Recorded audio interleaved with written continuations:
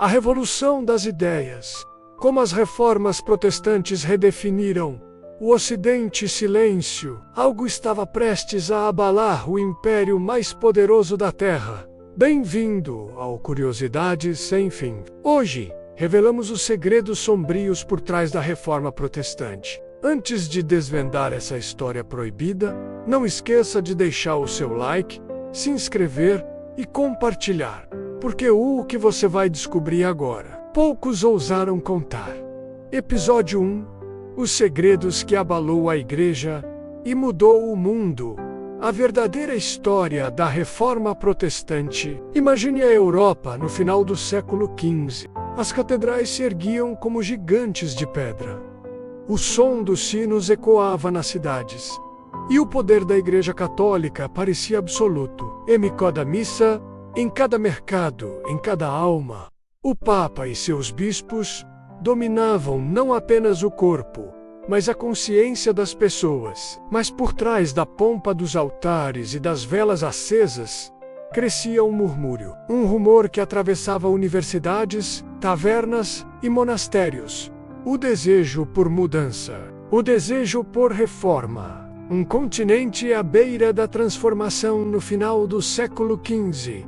O mundo europeu passava por abalos profundos. A imprensa de Gutenberg, criada em torno de meados da década de 1450, espalhava ideias como fogo em palha seca. O Renascimento reacendia o amor pelo pensamento, pela arte e pela razão. E o poder dos reis nacionais começava a desafiar o poder do Papa em Roma. Nesse cenário, a Igreja, que havia sido a guardiã da fé e da cultura durante séculos, enfrentava o desgaste de seus próprios excessos, a venda de indulgências, a corrupção moral do clero e a distância entre os dogmas oficiais e a vida simples do povo. Era como se a fé, antes viva e pulsante, tivesse se transformado em uma estrutura fria e pesada. A tese que muda a história é aqui que surge a nossa reflexão. Não houve uma única reforma protestante. Houve reformas, plural, diversas, contraditórias até. Porque o que explodiu na Europa do século XVI não foi um movimento uniforme, mas um conjunto de revoluções espirituais.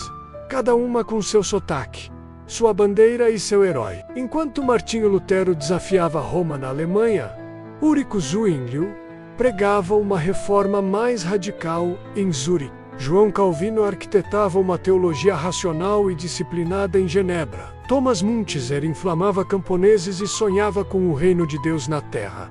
John Knox ergueu a voz na Escócia. William Tyndale vertia a Bíblia em inglês, sob risco de morte. Menno Simons clamava pela paz entre os anabatistas. E Martinho Bucer e Felipe Melanchthon tentavam reconciliar as diferenças teológicas que já se abriam entre eles. Não foi uma só reforma. Foi um terremoto espiritual com múltiplos epicentros. O estopim alemão, a faísca, acendeu-se no coração do Sacro Império Romano Germânico. Na manhã de 31 de outubro do ano de 1517, um monge agostiniano chamado Martinho Lutero afixou suas 95 teses na porta da igreja do castelo de Wittenberg. O gesto parecia pequeno. Menos apenas um convite ao debate acadêmico. Menos. Mas o mundo nunca mais seria o mesmo. Aperte dole. A palavra reforma deixaria de ser um sussurro e se tornaria um grito continental. Impressoras multiplicavam panfletos. Cidades inteiras se declaravam contra Roma. E reis perceberam que poderiam usar a fé para fortalecer seus tronos. Política, poder e fé.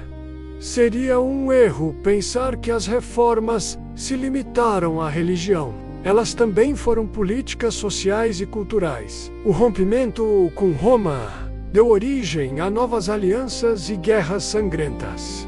A fé se tornou bandeira e a teologia, arma. Na Alemanha, príncipes viram em Lutero uma oportunidade de independência política. Na Suíça, Zwinglio e Calvino moldaram cidades inteiras sob novos códigos morais. Na Inglaterra, a reforma assumiu tons próprios menos com o rei Henrique VIII, rompendo com o Papa para fundar a Igreja Anglicana. E em meio a isso, figuras como Montesquieu pagaram com o sangue o sonho de uma fé libertadora para os pobres, a revolução das ideias.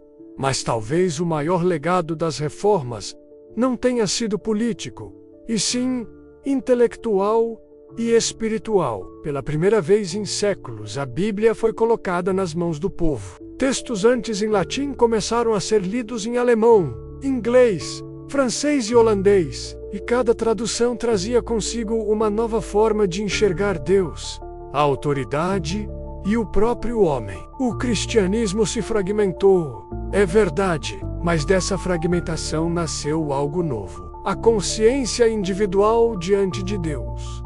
A ideia de que a fé não precisava de intermediários humanos, de que o ser humano podia ler, interpretar e viver a Escritura por si mesmo. Era, em essência, o nascimento da modernidade espiritual. As muitas faces da reforma ao longo desta série. Viajaremos pelas vidas de homens que mudaram o curso da história. Martinho Lutero, o monge que desafiou o império e enfrentou o Papa. Ulrico Zwinglio, o pastor que uniu púlpito e espada. João Calvino, o pensador que fez de Genebra uma teocracia disciplinada. Thomas Munthes, o profeta rebelde que quis ver o reino de Deus entre os camponeses. John Knox, o fogo escocês que incendiou uma nação inteira. William Tyndale, o mártir que traduziu a Bíblia em inglês e foi queimado por isso. Menno Simons, o pacificador anabatista que pregou o amor acima das armas. Martinho Bucer e Felipe Melanchthon, os teólogos conciliadores que tentaram costurar a unidade perdida. Cada um desses nomes representa uma reforma a menos, e juntos formam o grande mosaico das reformas protestantes. O eco de um novo tempo ao fim do século XVI,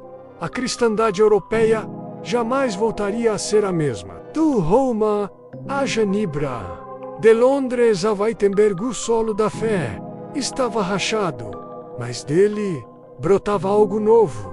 Uma religiosidade mais pessoal, uma consciência mais livre e um mundo mais plural. As reformas protestantes não foram o fim da fé medieval, mas o nascimento da fé moderna. Foram o espelho das contradições humanas, entre razão e emoção, liberdade e obediência, fé e poder. E é por isso que ainda hoje ecoa a voz desses reformadores, homens imperfeitos, mas movidos pela convicção de que a verdade não podia ser calada. Homens que, cada um à sua maneira, reescreveram o destino espiritual da humanidade. E assim, enquanto os sinos de Wittenberg ainda ressoam através dos séculos, percebemos que a reforma não foi apenas um evento do passado, foi o início de uma nova forma de pensar, crer e viver. As reformas não terminaram, elas continuam. Cada vez que alguém busca compreender a verdade por si mesmo,